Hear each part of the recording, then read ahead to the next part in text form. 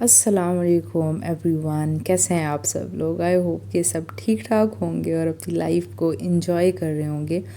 तो मैं आपको आज वेलकम कर रही हूँ एक नए व्लॉग में। और आज का व्लॉग बहुत ही ख़ास होने वाला है क्योंकि हमने आज बहुत स्पेशल लोगों को अपने घर पे इनवाइट किया हुआ है और वो आ जाएंगे और हम उनसे बैठ के गपशप लगाएंगे। लेकिन उससे पहले जो है, पहले तो सफाई वगैरह का काम देखना है सारा, और उसके बाद थोड़ी बहुत कुकिंग में हेल्प करनी है। फिर उसके बाद हमें टाइम मिलेगा उनसे बैठकर बातें करने का और इन्जॉय करने का।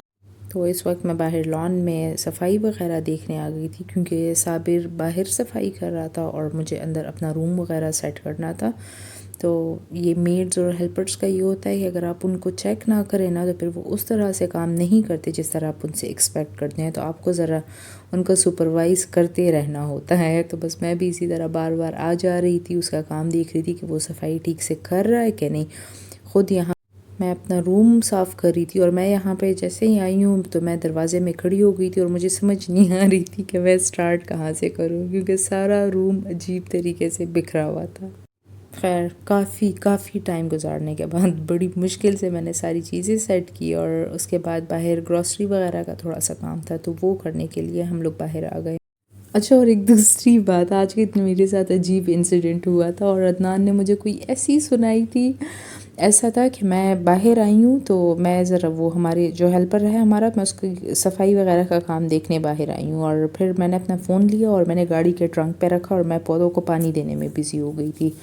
और मेरा ख़्याल ही नहीं रहा कि कब अबू बाहर आए और वो गाड़ी निकाल के बाहर मार्केट चले गए हैं। लाइक मेरा ध्यान ही नहीं था इस बात पर और कोई 10-15-20 मिनट बाद मुझे याद आया कि हाँ, मेरा फ़ोन तो बाहर चला गया।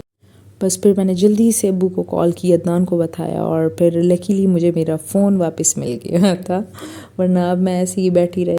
बातें तो अदनान ने मुझे इतनी सुनाई ना कि बस क्या बताऊँ, लेकिन खैर मेरा फ़ोन वापस मिल गया, खुशी की बात ये थी मेरे लिए। अच्छा, तो सफाई के बाद मैं किचन आ गई थी क्योंकि अब जो है कुकिंग का काम स्टार्ट हो रहा था और एक सबसे ज़रूरी काम कि हमने डिनर सेट वगैरह निकलवाया था तो उसकी ज़रा सफाई देखनी थी कि उस पर कोई डस्ट वगैरह ना हो। और उसके बाद जो है प्लेट्स और स्पून्स ग्लासेस वगैरह जाके डाइनिंग टेबल पे सेट करनी थी मैंने। तो बस मैंने सबसे पहले डाइनिंग टेबल के मैट सेट किए, उसके बाद उस पर प्लेट्स और स्पून वगैरह रखनी थी। अच्छा, मेन्यू तो मैंने आप लोगों से शेयर ही नहीं किया। आज का मेन्यू में आज हम बनाने वाले थे काबली पुलाव और इसके अलावा चिकन कढ़ाई थी, मटर और बीफ का सालन था, सीख कबाब थे, शामी कबाब थे और इसके अलावा कोफ्ते थे और साथ में रायता, सलाद और रशियन सैलड और इसके अलावा स्वीट्स में खीर। हमारा प्लान था कि जैसे ही वो लोग आएंगे हम पहले उनको फ्रूट सर्व करेंगे, साथ में स्ट्रॉबेरी शेक मैंने बनाया हुआ था और dry fruits, fresh fruit, strawberry shake, ये 3 चीज़ें सर्व करेंगे।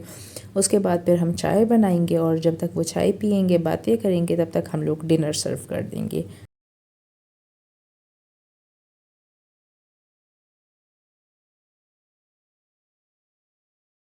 अच्छा, इस वक्त तक आधी कुकिंग हमारी हो गई थी। बीफ और मटर का सालन भी हमारा तैयार था और इसके अलावा कोफ्ते भी तैयार थे, खीर भी बन गई थी, रशियन सैलड भी मैंने बना लिया था और साथ में मैंने शामी कबाब भी फ्राई कर लिए थे। तो बस अब इन चीज़ों को साइड पे रखेंगे जो जो तैयार होती हैं और बाकी चीज़ों की तैयारी स्टार्ट करेंगे।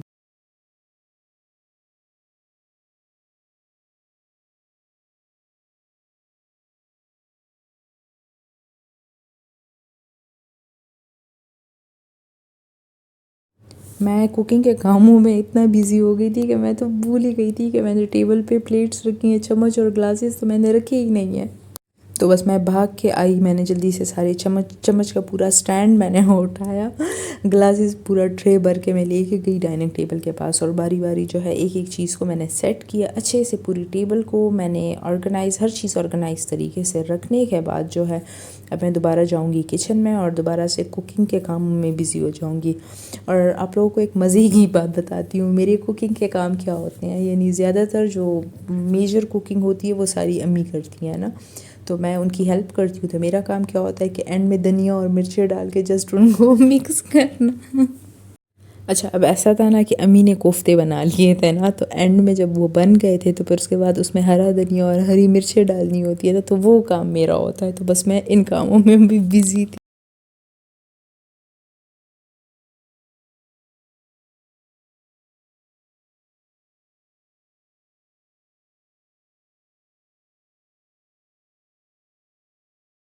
अच्छा, कुछ डिशेज़ में मैं ये धनिया और मिर्चों वाला काम करती हूँ और फिर कुछ मैं भी बनाती हूँ। अब मैं इतनी यानी इतना मैंने सीख लिया कि अब मैं कुकिंग कर सकती हूँ। लाइक आज के दिन मैंने बीफ और मटर का जो सालन था वो मैंने बनाया था, और इसके अलावा चिकन कढ़ाई मैंने बनानी थी, और इसके अलावा मैंने सीख कबाब बनाने थे, उसकी कढ़ाई जो होती है वो बनानी थी, और रशियन सैलेड भी मैंने बनाया था, और खीर में मैंने अम्मी की हेल्प की थी, और इसके अलावा जो रायता और सैलेड्स वगैरह थे वो सारा मेरा काम होता है, बस वो मैंने बना लिए थे। तो बस देखिए, बातों बातों में हमारी टेबल पूरी सेट हो गई है, और ये है हमारी टेबल की फ़ाइनल लुक। अच्छा, मैं चाह रही थी कि बीच में मैं एक वाज रखूँ या कैंडल स्टैंड रखूँ, लेकिन फिर जो हॉट पॉट्स और जो बर्तन वगैरह होते हैं फिर वो पूरे नहीं आते, तो इस वजह से मैंने कुछ भी नहीं रखा। और यहाँ पे मैंने ड्राई फ्रूट्स की ट्रे भी सेट कर ली थी, और यहाँ पे कोफ्ते भी बन गए थे, और इसके अलावा जो है ग्रीन टी या ब्लैक टी हमने गेस्ट को सर्व करनी थी, तो उसके लिए कप्स भी मैंने निकलवा के उनकी सफाई कर दी थी, और मैंने ट्रे में तैयार रख दिए थे कि फिर उस टाइम हमें इधर उधर भागना ना पड़े। और खीर को मैंने ड्राई फ्रूट से ज़रा डेकोरेट कर दिया था, और ये है खीर की फ़ाइनल लुक। और उफ, दिखने में जितनी मज़े की लग रही है ना, रियल में इससे कई गुना ज़्यादा मज़े की थी। अब इसको चिल करने के लिए हम फ्रिज में रख देंगे, और फिर जाके देखते हैं बाकी के काम।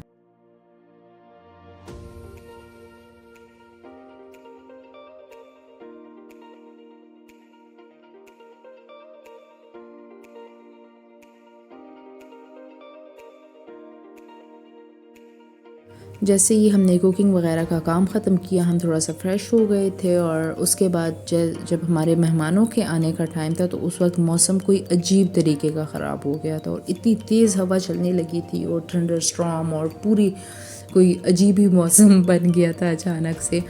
और सबको इतना डर लग रहा था, क्योंकि अभी कुछ टाइम पहले जो है इस्लामाबाद में बहुत ज़्यादा बुरे किस्म का हेल स्टॉर्म आया था, जिसकी वजह से बहुत नुकसान हुआ था। लाइक गाड़ियों के पूरे विंडशील्ड्स और सारे बम्पर्स और सारी चीज़ें टूट गई थी, सोलर पैनल्स लोगों के टूट गए थे। और आज के दिन यहाँ पेशावर में भी एक्सपेक्टेड था हेल स्टॉर्म, तो सबको डर लग रहा था और दुआ कर रहे थे कि ना हो।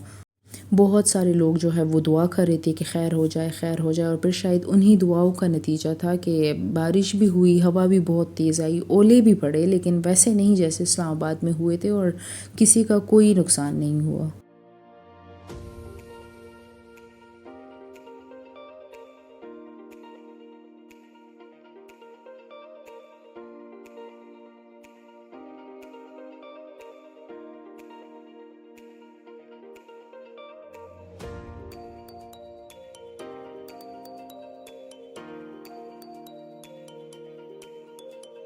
यहाँ पर मैं दोबारा से किचन में आ गई थी, क्योंकि मैं भूल गई थी कि मुझे तो सीख कबाब की कढ़ाई भी बनानी थी।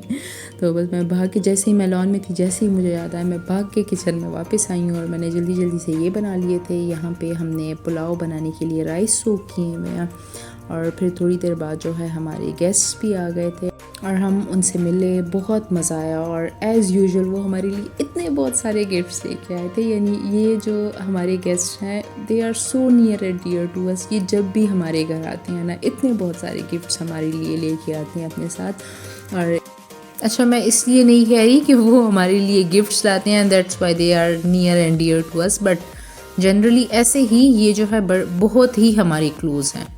और जब ये लोग हमारे घर आते हैं तो हम सब बहुत खुश होते हैं, और हम जब इनके घर जाते हैं तो फिर ये भी ऐसे ही हमारे जाने पे खुश होते हैं।